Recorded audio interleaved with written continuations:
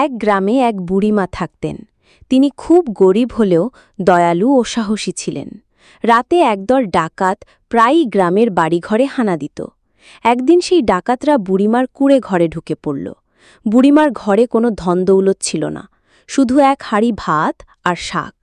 ডাকাতদের নেতা রাগে গর্জে উঠল, এ ঘরে কিছুই নেই, তবে তোকে শাস্তি দেব। কিন্তু বুড়িমা ভয় পেলেন না। তিনি শান্তভাবে বললেন, বাবারা, আমি গরিব মানুষ, চুরি করার মতো কিছুই নেই, তবে ক্ষুধার্ত হলে বসো, আমি তোমাদের ভাত খাওয়াই। ডাকাতরা অবাক হল। বুড়িমার আন্তরিকতায় তাদের মন গলে গেল। সবাই মিলে ভাত খেল। খাওয়ার পর বুড়িমা বললেন, চুরি করে টাকা পেলে হয়তো কিছুদিন চলবে, কিন্তু পাপের বোঝা সারা জীবন কাঁধে থাকবে। সৎভাবে খাটলে সুখ শান্তি পাবে। ডাকাতদের হৃদয়ে যেন বজ্রপাত হল। তারা ভাবল, এত গরিব মহিলা, তবু এত বড় মনের। তাদের নেতা বুড়িমার পায়ে পড়ে ক্ষমা চাইল। তারপর প্রতিজ্ঞা করল, আজ থেকে আমরা ডাকাতি ছেড়ে ভালো মানুষ হব। সেই থেকে তারা গ্রামের কাজে সাহায্য করতে লাগল।